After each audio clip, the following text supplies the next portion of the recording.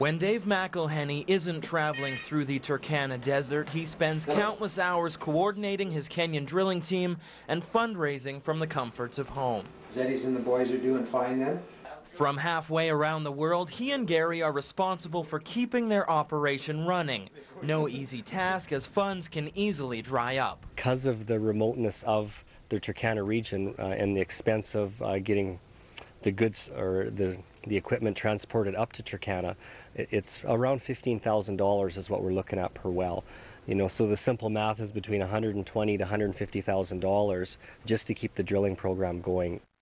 Fundraising can be full-time work for these part-time humanitarians, but both will tell you the time and effort spent is a prerequisite for African success. Well, the problem with sending money is we found in so many of the different nations that I've been in is corruption, always. And this way we go over and we know where the money's going. That necessary vigilance means constant travel and hours of extra work, which can be a strain for this Medicine Hat family. But even Dave's wife, busy at her sewing machine, knows the value simple Canadian technology has in a world far from her own. Oh, I worry about him often, but you know, I try not to let fear rule, and I know that when his time comes, it comes, and it might as well be while he's having fun and doing something to help other people, and so I try not to worry. And with his family's blessing, Dave has now expanded his work here in northern Kenya. While drilling well after well, Dave says a new need became painfully obvious: the plight of Turkana women. This is probably one of the most difficult areas in Kenya for women. They come from a tribal background with no education at all. You know, some of the atrocities against the women are if they were to sit on a stool that the men sit on, they literally could lose their life for that. In Turkana culture, women have little, if no value. Despite bright, glowing faces, they are worth less than goats, which make up the local currency. They do almost all the work, but have no access to generating income. When we come to Turkana and we understand a bit more of their culture and how women are treated here, I find it absolutely devastating, because I know how much I value my wife and I value my daughters. Giving women escape from this destitution is no simple task, but it's being done with surprisingly simple Medicine Hat tools. With every spool of thread, with every foot pump, with these simple sewing machines, Nehemiah Construction is empowering local women. This sewing school has so far fully trained over 20 Turkana, who typically have little previous schooling.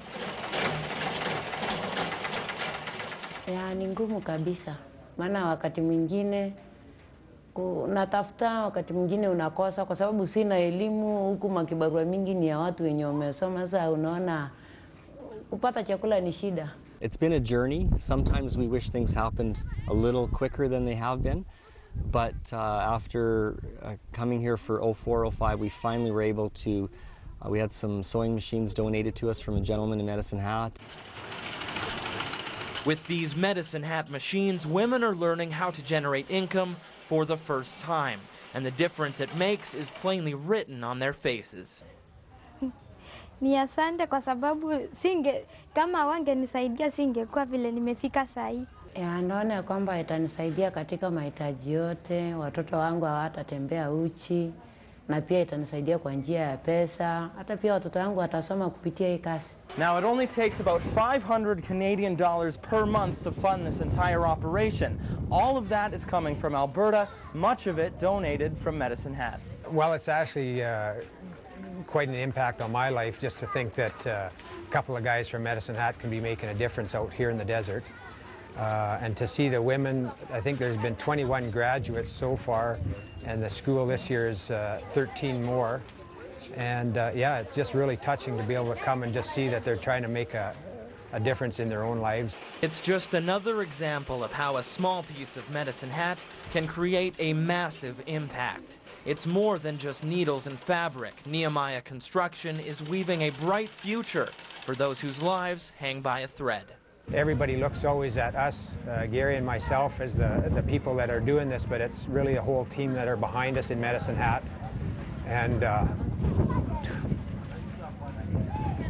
I just want to thank all of them for making a difference in these women's lives. It's been over 5 years in the making, but change is now here in the Turkana Desert.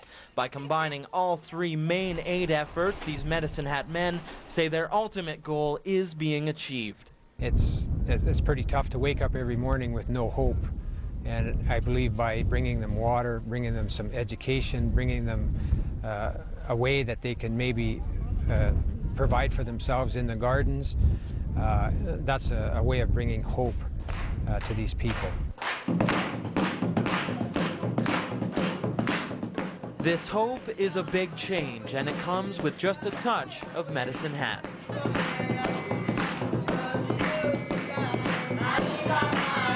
Though they say they're just two ordinary hatters, they're now receiving extraordinary praise from around the world.